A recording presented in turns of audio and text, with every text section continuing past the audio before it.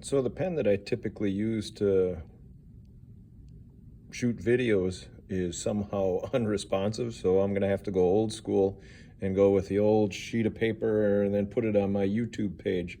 Hopefully somebody watches it on my YouTube page where I have millions of views, thousands of views. Well, one of my videos, I think 12 kids watched, so hopefully this one gets more views than that. So number 2 here, we did number 1 in class not too long ago. You got a different ball. It's got 300 joules of energy, is rolling at 1.5 meters per second. We're calculating the mass of the ball. And so since if you're moving in this one, you want to use the formula for kinetic energy. So the formula for kinetic energy is 1/2 mv squared. I prefer this version, mv squared over 2, especially if you're manipulating variables. And so the stuff that we're given here is, in the problem, you've got 300 joules of kinetic energy, and it's rolling at 1.5 meters per second, and we're trying to find the mass. So mass is what we're looking for. We've got kinetic energy is equal to 300 joules, and the mass is what we're looking for. I already said that. The velocity, that's what meters per second measures. We got 1.5 meters per second for velocity. So we're trying to get this m by itself.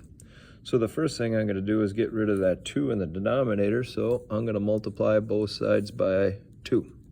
So the 2 on the right-hand side goes away. Now we've got 2 times the kinetic energy is equal to mass times velocity squared. Still trying to get that mass by itself, so let's get rid of that v squared. Well, these guys are being multiplied, so let's divide by v squared. So boom, boom, v squared goes away. So we end up with this. Mass is equal to 2 times the kinetic energy divided by the velocity squared. Now, a lot of people take the square root of this. Well, if you're solving for v, you would have to take the square root at some point, but you're solving for m, so we're good to go. So we put 2 times the kinetic energy, which is 300 joules. And then you divide that by the velocity, 1.5 meters per second quantity squared. And me without a calculator. Oh, there's a calculator.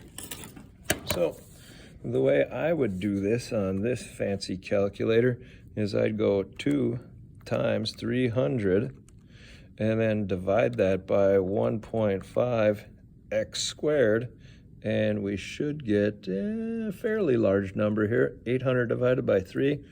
I don't know why it's in that mode, but if I push that button, I get that 266.666666666. I would say that mass is 206.